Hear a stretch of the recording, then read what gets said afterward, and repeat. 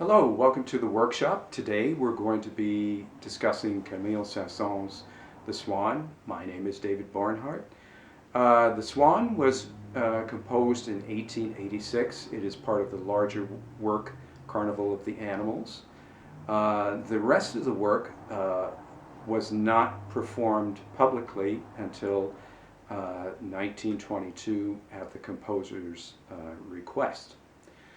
So today we're going to be talking about, in the Swan, a lot of shifting and dynamics and vibrato.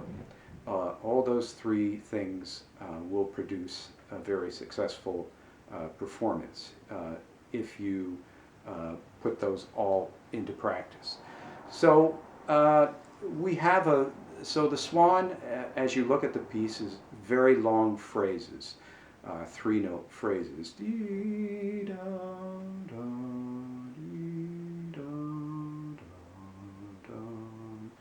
evoking the swan's gliding motion through the water. The piano is producing her webbed feet in the water with the ripples. So the piano takes care of the bottom part of her while we show the gliding motion that she's doing through the water. And we get this very beautiful, subtle introduction here to her.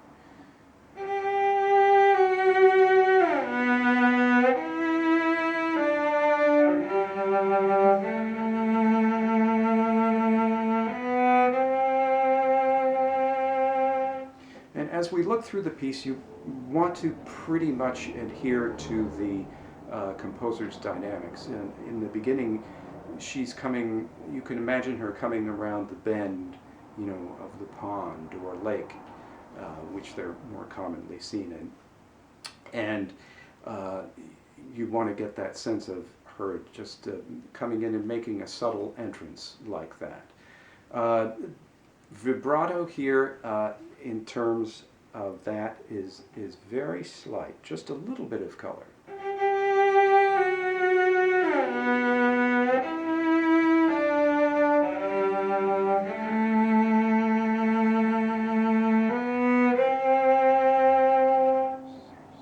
Also, the piece is written in 6/4, so it's a very slow gliding tempo as well. So that helps too as well. Let's go on to measure 4.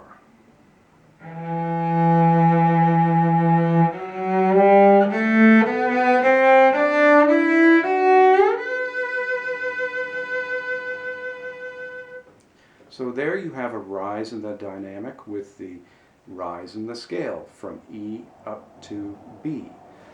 So we have to make that apparent here from measure 4.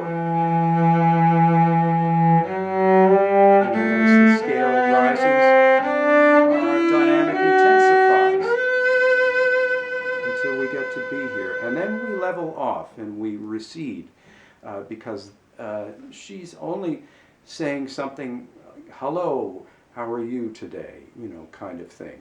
And then we go on from here.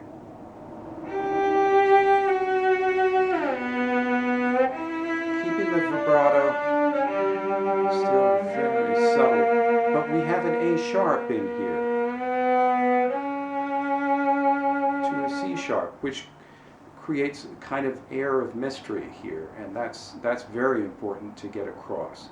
And continuing in measure 8, we have another ascending scale with a different quality.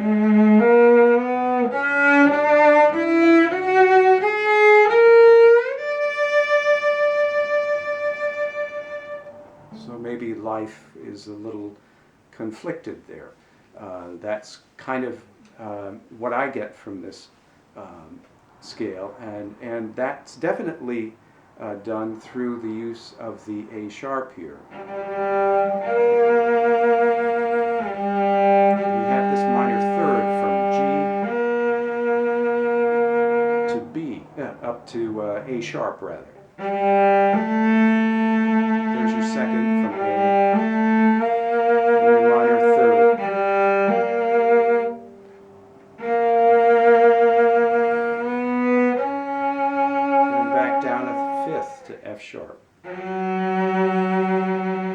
There's another shift. So all these shifts are very important to get down, but in terms of getting them exactly right, because color is so important in this piece.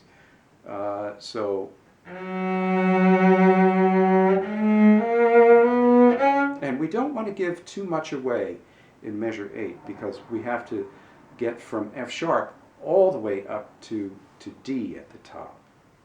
So we have to think of where we're coming from.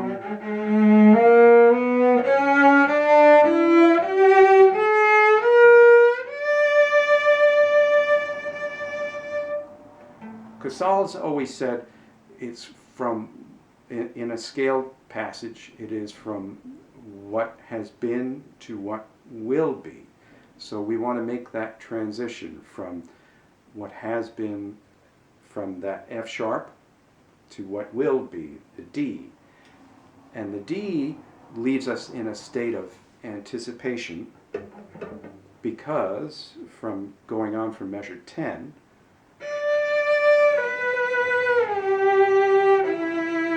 she's telling us more.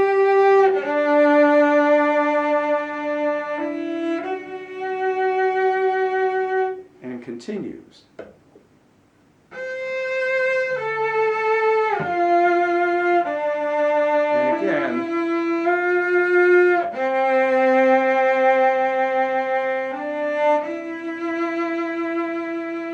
You want to keep the vibrato very subtle, the line very long here. It's almost sad in a way.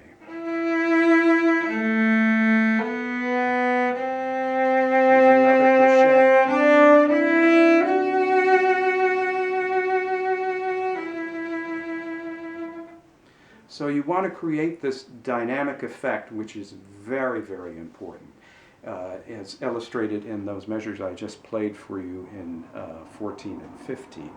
And now we're going on to measure 16, where we have another set of dynamics. And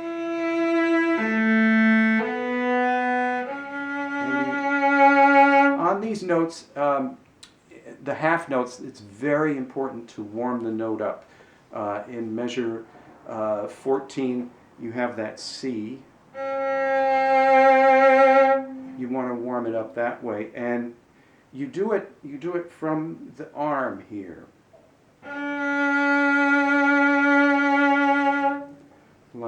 like so. So in measure 16 here, as I was saying, getting back to this in the dynamics.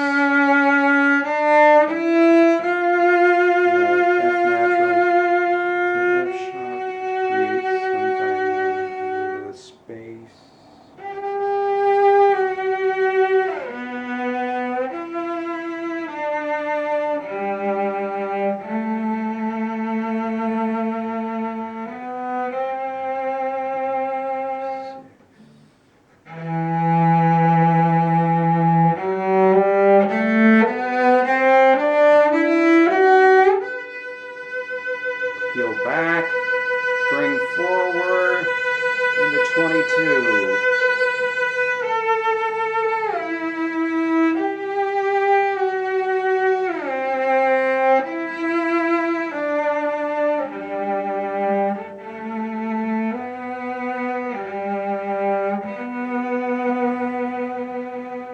So there we have from 22 into 23 through 24, we have what we call these terraced dynamics, which is this kind of gradual diminuendo over those two phrases in 22 and 23.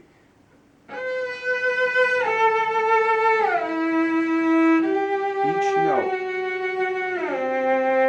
diminuendo less and less here.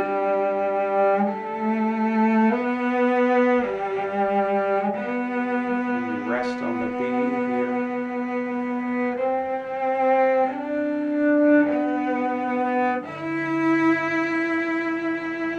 And then lento, he marks here in 20.